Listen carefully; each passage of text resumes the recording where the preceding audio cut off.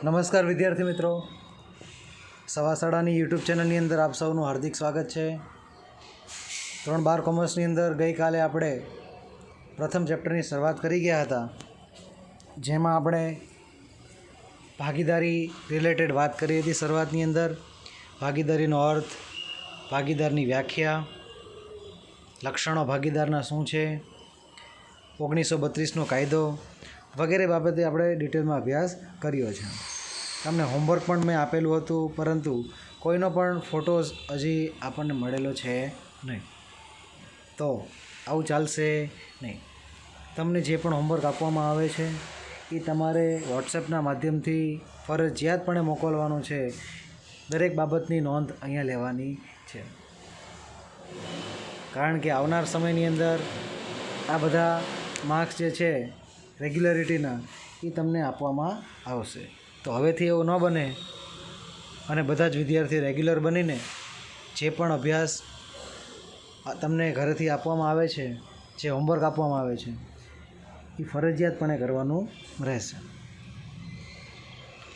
તો હવે આપણે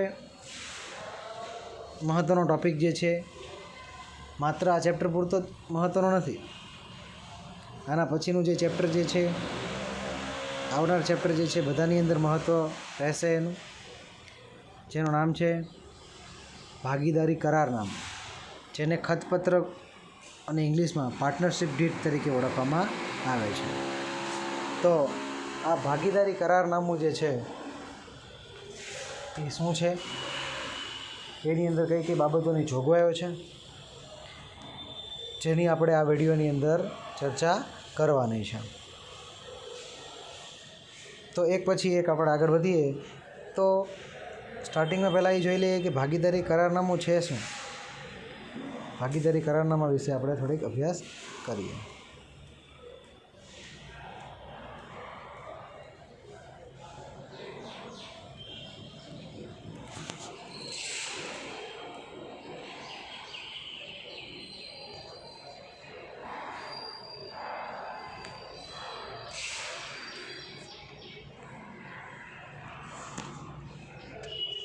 તો ભાગીદારી કરારનામું જે છે,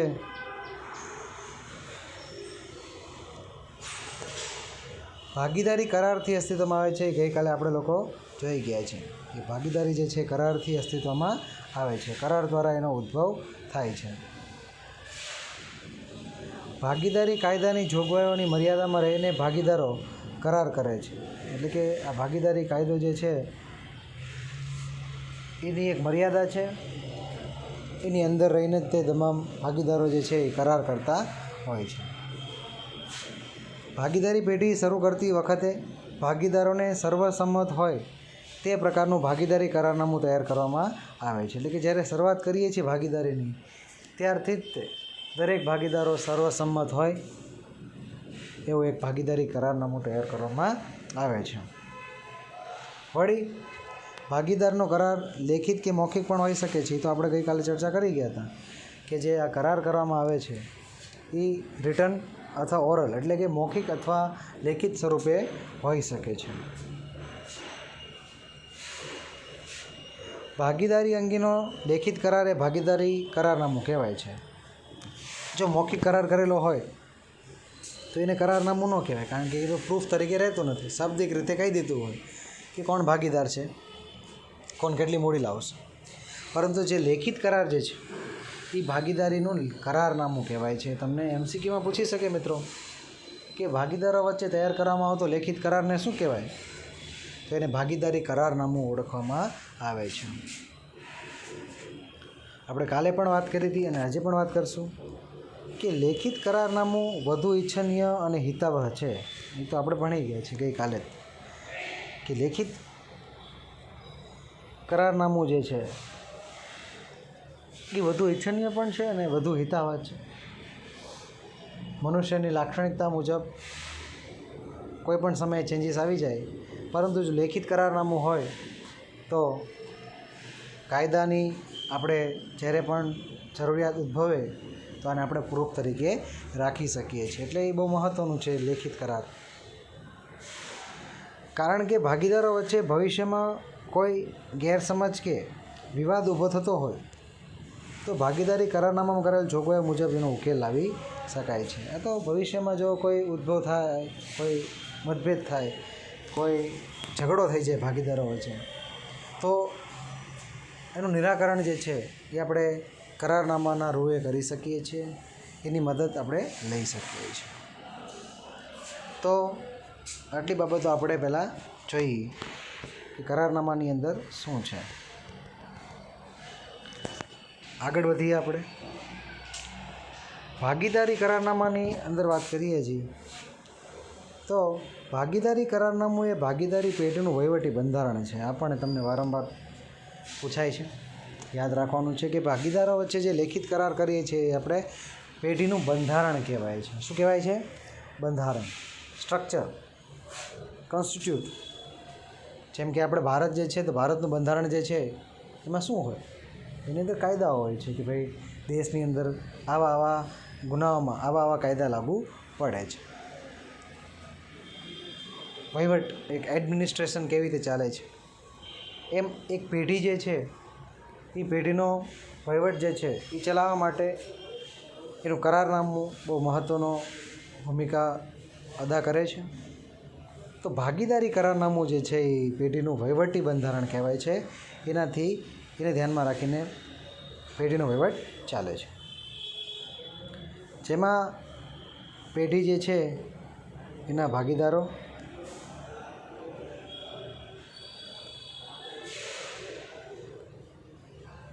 પેઢીના ભાગીદારો અંગેની જોગવાઈનો ઉલ્લેખ હોય છે. ભાગીદારી કરારનામામાં સામાન્ય રીતે નીચે મુજબની બાબતોનો સમાવેશ કરવામાં આવે છે. તો આ વહીવટી બંધારણ છે એની અંદર વહીવટી અંગેનો એક આપણને જાણકારી આપેલી હોય છે. તો હવે કઈ કઈ જાણકારી હોય છે એ હવે આપણે એક પછી એક ડિસ્કસ કરીએ.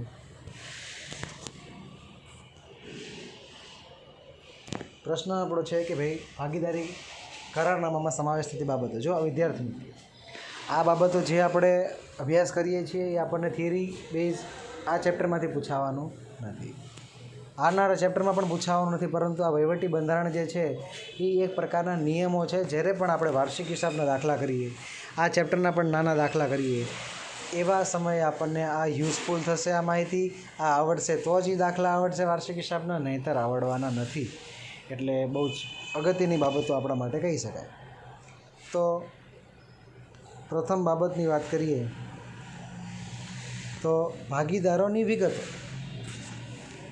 કરારનામું હોય તો એની અંદર ભાગીદારની વિગતો તો હોવાની ને.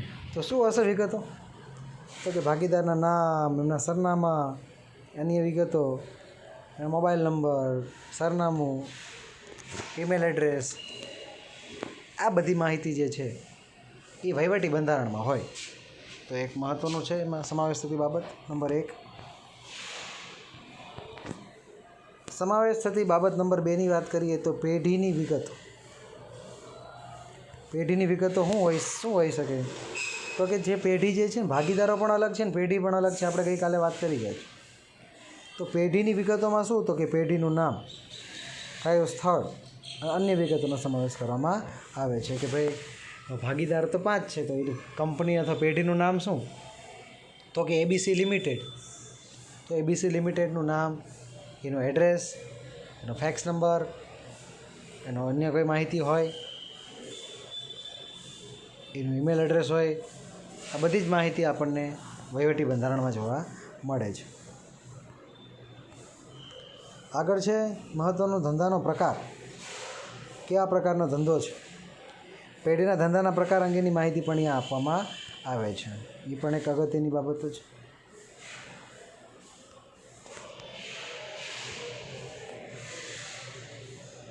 નંબર 4 ઉપર જોઈએ તો ભાગીદારીનો આરંભ. ભાગીદારી પેઢી કઈ તારીખથી અસ્તિત્વમાં આવશે તે અંગેની વિગતો પણ ત્યાં સમાવેશ કરવામાં આવે છે. એટલે કે આરંભ, એસ્ટાબ્લિશમેન્ટ, કઈ દિવસથી, કઈ તારીખથી, કયા વર્ષથી ભાગીદારીની શરૂઆત થઈ છે એની તારીખ પણ કરારનામામાં તૈયાર કરવામાં આવે છે. જેમ કે આજે 29 તારીખ છે તો 29 તારીખ અને 29/6/2021 ભાગીદારીની શરૂઆત થઈ એવો ઉલ્લેખ ભાગીદારી કરારનામામાં કરવામાં આવે છે.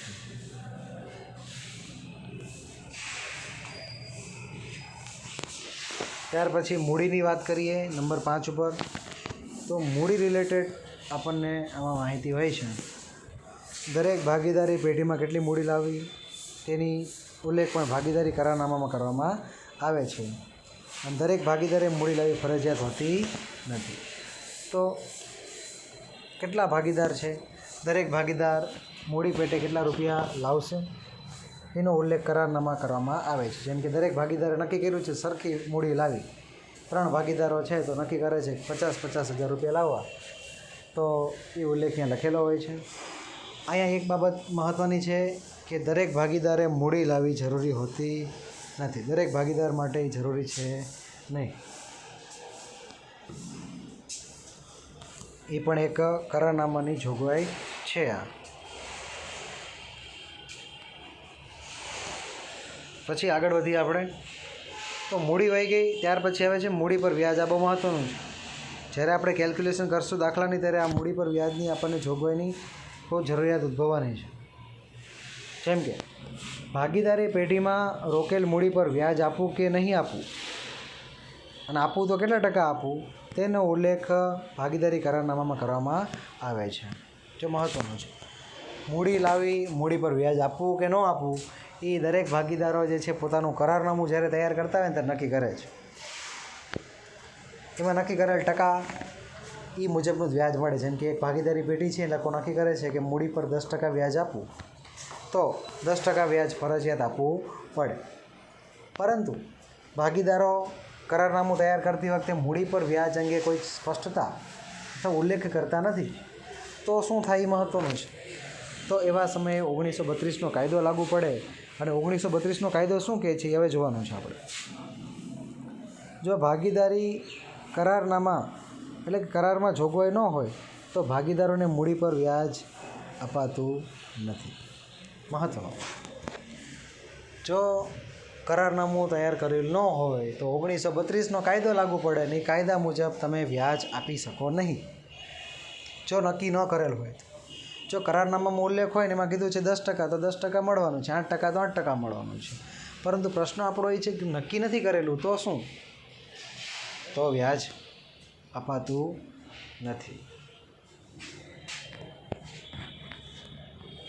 ત્યાર પછી આગળ વધીએ આપણે. જેવું મૂડીની વાત કરી એવું ઉપાડની વાત કરીએ અને પછી ઉપાડ પર વ્યાજની વાત કરીએ. તો નંબર 7 ઉપર છે આપણી પાસે ઉપાડ.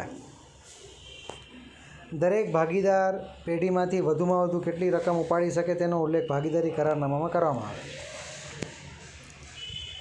વધુમાં વધુ કેટલો ઉપાડ કરશે એ જરૂરી છે. આવું જો નક્કી ન કરે તો કોઈ ભાગીદાર જરૂરિયાત કરતાં વધુ રકમ ઉપાડીને પણ પોતાના ઘરે રૂપિયા લઈ જાય છે. આવું ન બને એટલે લિમિટ એની અંદર પણ રાખવામાં આવે છે કે વધુમાં વધુ ઉપાડ તમે કેટલો કરી શકો. તો દરેક ભાગીદાર ઉપાડ કેટલો કરશે, વધુમાં વધુ કેટલો ઉપાડ કરશે એ કરારનામામાં સ્પષ્ટતા કરેલી હોય છે. એવી જ રીતે આપણે ઉપાડ પર વ્યાજની વાત કરીએ, મહત્ત્વનો છે. જેમ મૂડી પર વ્યાજ હતું એવી જ રીતે ઉપાડ પર વ્યાજ જે છે એ પણ એક મહત્ત્વનું આપણી પાસે છે.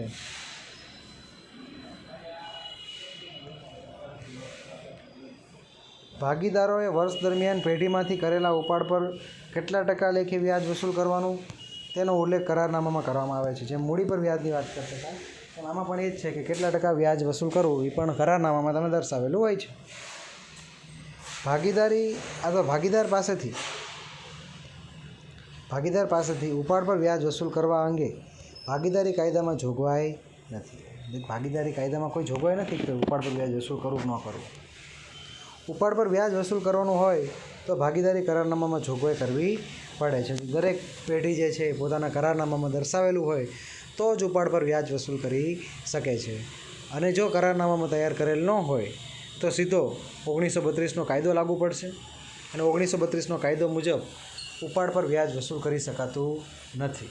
એક મહત્ત્વની બાબત છે, યાદ રાખવા જેવું છે આ, કે નક્કી કરેલ ન હોય કરારનામામાં તો મૂડી પર વ્યાજ મળે નહીં અને ઉપાડ પર વ્યાજ ચૂકવાય, વસૂલ કરી શકાય નહીં. 2 નક્કી કરેલું હોય તો એટલા ટકા મૂડી પર વ્યાજ, ઉપાડ પર વ્યાજ. પરંતુ બેમાંથી એકે નક્કી નથી કરેલું તો મૂડી પર વ્યાજ મળે નહીં, ઉપાડ પર વ્યાજ વસૂલ પણ કરી શકાતું નથી. આ બહુ મહત્ત્વની જોગવાઈઓ છે.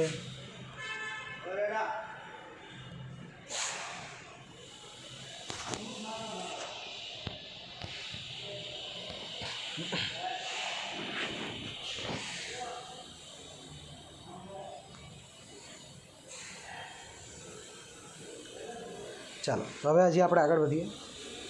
જેમ મૂડી પર વ્યાજ, ઉપાડ પર વ્યાજની વાત થઈ ગઈ, હવે આપણે ભણવાનું છે 9મું, નફા નુકસાનની વહેંચણી.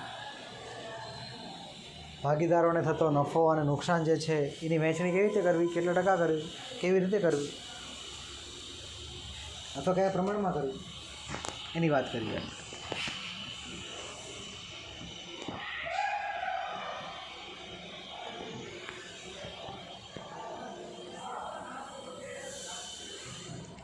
ધંધાનો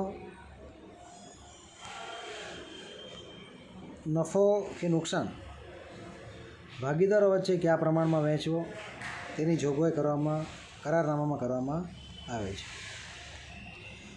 પરંતુ જો કરારનામામાં જોગવાઈ ન હોય તો ભાગીદારી કાયદા મુજબ સરખા હિસ્સે નફો કે નુકસાન વહેંચવામાં આવે છે. આ એક મહત્ત્વનો ટૉપિક છે, મહત્ત્વની જોગવાઈ છે. જો નક્કી ન કરેલ હોય તો સરખા પ્રમાણમાં નફો નુકસાન વહેંચવામાં આવે છે, સરખા હિસ્સે, નફો પણ નુકસાન પણ ક્યારે? નક્કી કરેલ હોય નહીં ત્યારે. નક્કી કરેલ હોય તો એ મુજબ, જેમ કે કોઈ ભાગીદારો નક્કી કરે છે, 2 ભાગીદારો છે, 2:2:1 પ્રમાણમાં, તો એ પ્રમાણે નફો નુકસાન વહેંચાય. પરંતુ નક્કી જ ન કર્યું હોય કંઈ તો સરખા પ્રમાણમાં નફો નુકસાન વહેંચે, તરેને સરખો અથવા જેટલા ભાગીદારો એટલાને સરખો. પછી જોગવાઈની વાત કરીએ આગળ.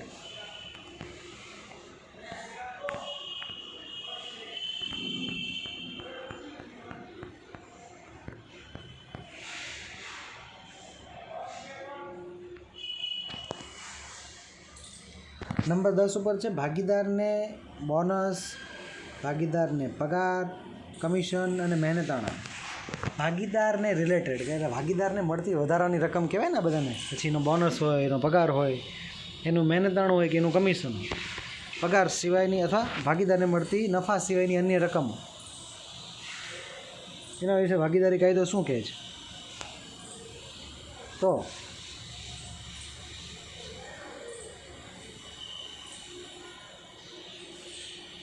ભાગીદારી કાયદામાં ભાગીદારોને પગાર, બોનસ, કમિશન કે મહેનતાણા આપવા અંગે કોઈ જોગવાઈ નથી. કોઈ જોગવાઈ છે નહીં, એટલે આપવું ફરજિયાત છે નહીં. પરંતુ કોઈ ભાગીદાર પેઢીમાં સક્રિય રીતે સંચાલનમાં ભાગ લેતો હોય તો તેને પગાર, બોનસ, કમિશન કે મહેનતાણું ચૂકવવાનું હોય છે. તેનો ઉલ્લેખ તમારે કરારનામામાં કરવો પડે. 1932 મુજબ એવું કંઈ છે જ નહીં કે ભાગીદારને તમે પગાર ચૂકવો, બોનસ ચૂકવો, કમિશન ચૂકવો, મહેનતાણું ચૂકવો. પરંતુ તમારી પેઢીમાં કોઈ ભાગીદાર સક્રિય ભાગીદાર છે, હવે તમારે એને પગાર ચૂકવવો છે તો કરારનામામાં ઉલ્લેખ કરવો પડે. અને ઉલ્લેખ જે કરેલો હોય એ મુજબ આપણે ભાગીદારને રકમ ચૂકવવી પડે, પરંતુ એ ફરજિયાત છે નહીં.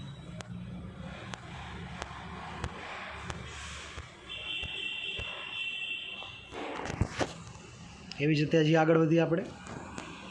11મા નંબર ઉપર છે ભાગીદારે પેઢીને આપેલ લોન પર વ્યાજ. 2 પ્રકારની લોન આવશે. એક પેઢીએ ભાગીદારને આપી હોય અને બીજી છે ભાગીદારે પેઢીને આપી હોય. આપણી વાત એવી છે કે ભાગીદારે પેઢીને આપેલ લોન પર વ્યાજની વાત છે. કોને? ભાગીદારે પેઢીને આપી હોય. ભાગીદારે પેઢીને લોન આપી હોય તો તેના પર કેટલા ટકા વ્યાજ આપવું તેનો ઉલ્લેખ કરારનામામાં કરવામાં આવે છે. એટલે કે એક ભાગીદાર, સમજી લો હું ભાગીદાર છું અને મેં પેઢીને લોન આપી હોય તો એના ઉપર કેટલા ટકા વ્યાજ મને મળશે એનો ઉલ્લેખ કરવામાં આવે છે. અને ઉલ્લેખ ક્યાં કરવામાં આવે છે? કરારનામામાં. સમજી લો નક્કી કરી દીધું 10%. આજે હું 1 લાખ રૂપિયા પેઢીને આપું અને હું કહું 10% વ્યાજ, તો મને 10,000 રૂપિયા વ્યાજ મળે. એવી રીતે આ તો નક્કી કર્યું હોય તોનું. પરંતુ આપણો પ્રશ્ન એ છે કે નક્કી ન કર્યું હોય તો શું? આપણો પ્રશ્ન શું છે કે જો નક્કી જ ન કર્યું હોય તો શું? જો ભાગીદારી કરારનામામાં ઉલ્લેખ ન હોય તો ભાગીદારોની કાયદાની જોગવાઈ મુજબ ભાગીદારને પેઢીને આપેલ લોન પર વાર્ષિક 6% વ્યાજ ચૂકવવામાં આવે. નક્કી ન કર્યું હોય તો ફરજિયાત 6% વ્યાજ તો મળે જ. આ 1932 મુજબ છે કે તમે નક્કી નથી કર્યું કેટલા ટકા વ્યાજ આપવું લોન ઉપર, તો ફરજિયાત 6% વ્યાજ મળે. અને નક્કી કર્યું હોય તો એ નક્કી કરેલ કરાર મુજબ, પણ કરારનામામાં ઉલ્લેખ ન હોય તો ફરજિયાત કેટલા ટકા? 6% વાર્ષિક. હા. અને વધુમાં ભાગીદારે આપેલ લોનનું વ્યાજ ધંધાનો ખર્ચ ગણવામાં આવે છે, તેથી તે નફા નુકસાન ખાતે ઉધારવામાં આવે છે. અને આને એક પ્રકારની ધંધા માટે તો નુકસાન થયું ને, લોન ઉપર વ્યાજ આપ્યું હતું, તો એ નફા નુકસાન ખાતામાં ઉધાર બાજુ આનો ઉલ્લેખ કરવામાં આવે છે. આપણે જ્યારે વાર્ષિક હિસાબના દાખલા લઈશું ને ત્યારે આને આપણે નફા નુકસાનની ઉધાર બાજુ મૂકીશું.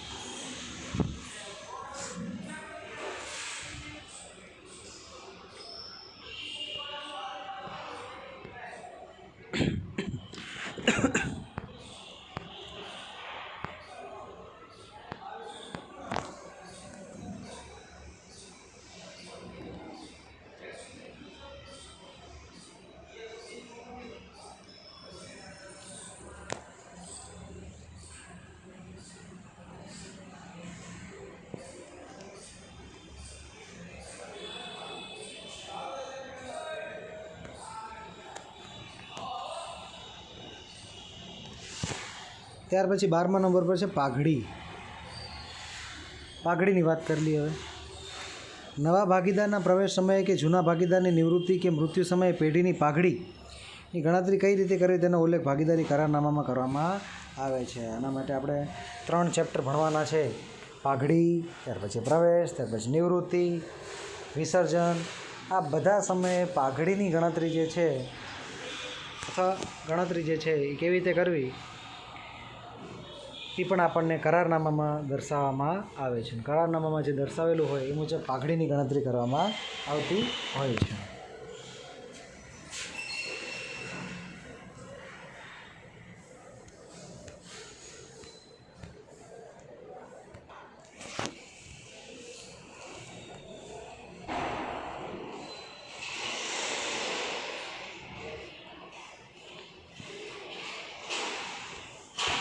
ત્યાર પછી આપણે આગળ વધીએ. પ્રવેશ નિવૃત્તિની વાત કરીએ. પ્રવેશ નિવૃત્તિ અંગેની જોગવાઈઓ.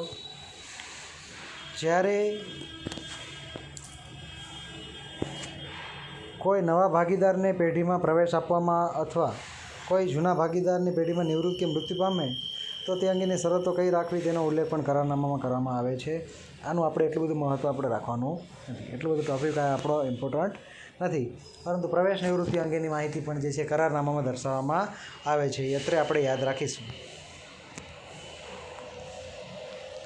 અને છેલ્લી જોગવાઈઓ છે જોગવાઈ નંબર 14, ભાગીદારી પેઢીનું વિસર્જન. એટલે કે કંપની પેઢી બંધ કરવી, ભાગીદારો છૂટા થવા. તેવા સમયે શું? ભાગીદારી પેઢીનું વિસર્જન કયા સંજોગોમાં કરવું અને તે માટે કઈ કાર્યવાહી કરવી તેનો ઉલ્લેખ કરારનામામાં કરવામાં આવે છે. એટલે કે કયા પ્રકારની કાર્યવાહી થશે, તમામ બાબતો જે છે એ કરારનામામાં દર્શાવવામાં આવે છે. એની પ્રક્રિયા શું રહેશે, કોણ એનું હેન્ડલિંગ કરશે, એના માટે કોની વ્યવસ્થા કરવી પડશે, તમામ વિસર્જનની કાર્યવાહી અંગે આપણને કરારનામામાં દર્શાવવામાં આવશે. કયું અદાલત લાગુ પડશે, કયું ક્ષેત્ર લાગુ પડશે, કયા ભાગીદારની શું જવાબદારી રહેશે, વગેરે વગેરે. આવકવેરા ધારા 1961ની કલમ 40B પ્રમાણે ભાગીદારી પેઢીમાં ફક્ત સક્રિય ભાગીદારને પગાર, મહેનત, કમિશન, બોનસ કે અન્ય કોઈપણ ચૂકવેલ રકમ કપાત તરીકે બાદ મળે છે. આવકવેરામાંથી આ બાદ મળી જાય છે. તમે જો કોઈ આવકવેરો ભરવાનો હોય, ભાગીદાર પોતે આવકવેરો ભરે છે, તો એ આવકવેરાની અંદર ડિડક્શન મળે છે. કેમાં ડિડક્શન મળે છે? તો તમે સક્રિય ભાગીદાર તરીકે કાર્ય કરતા હોય તો મહેનતાણું, કમિશન, બોનસ, અન્ય કોઈ રકમ મળે તો એ ચૂકવેલ રકમ કપાત મળે છે. એટલે એના ઉપર તમે ટેક્સ ભરવો પડતો નથી. આજે સમજી લો હું ભાગીદાર છું અને 50,000 રૂપિયાનો પગાર મળતો હોય, મારી આવક થતી હોય, તો એ આવક ઉપર મારે આવકવેરાને ટેક્સ ચૂકવવો પડતો નથી. એમાં મને ડિડક્શન મળે છે, અજમ્પ્ટેડ મળે છે, એક્ઝમ્પ્ટેડ કહેવાય છે.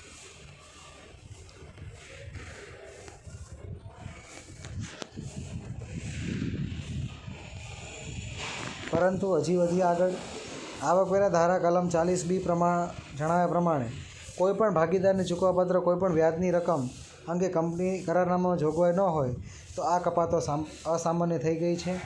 તેથી કરારનામામાં આ અંગેની જોગવાઈ હોવી હિતાવહ છે.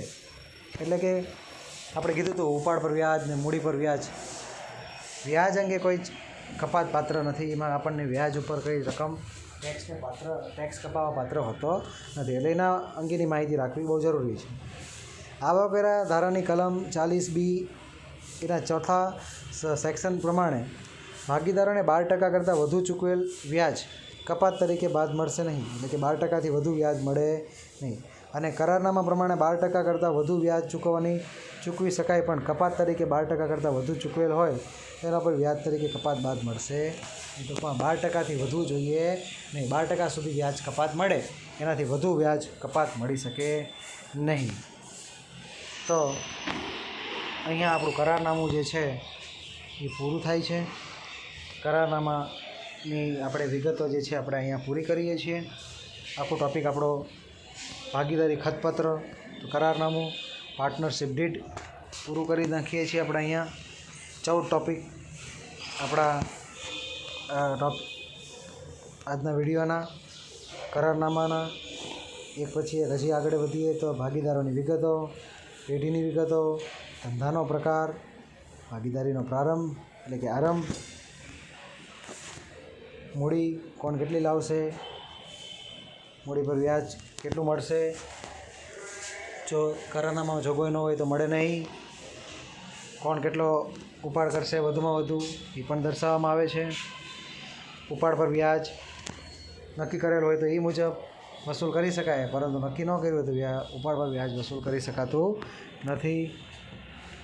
નફા નુકસાન વહેંચણીની વાત કરીએ તો તમે નક્કી કરેલ છે તો એ મુજબ કરારનામા મુજબ, પરંતુ નક્કી ન કરેલ હોય તો 1932નો કાયદા મુજબ સરખા હિસ્સે નફો નુકસાન વહેંચવામાં આવે છે.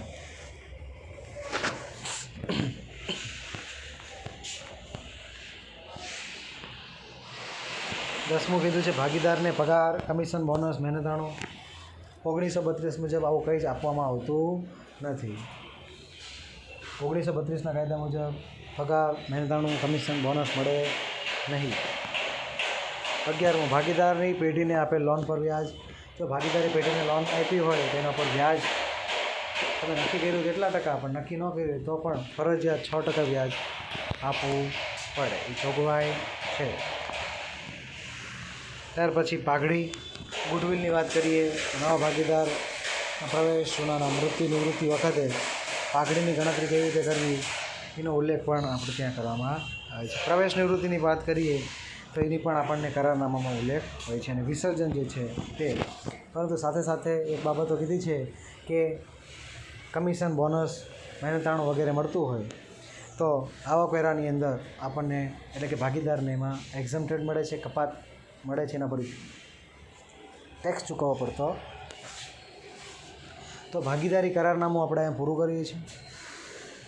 સંપૂર્ણ કરારનામું તમારે ચોપડાની અંદર લખવાનું છે અને પાકું પણ કરવાનું છે, યાદ પણ રાખવાનું છે અને ફોટોસ પાડીને મોકલવાના રહેશે. હવે પછી મળીએ આપણે તો નવા વિડીયોની વાત કરીશું. ત્યાં સુધી આ 2 ટૉપિક જે છે આપણા 2 વિડીયોના એ પૂરા કરો, સમજો, પછી આપણે દાખલા ચાલુ કરવાના છે. ઓકે, નમસ્કાર, આભાર.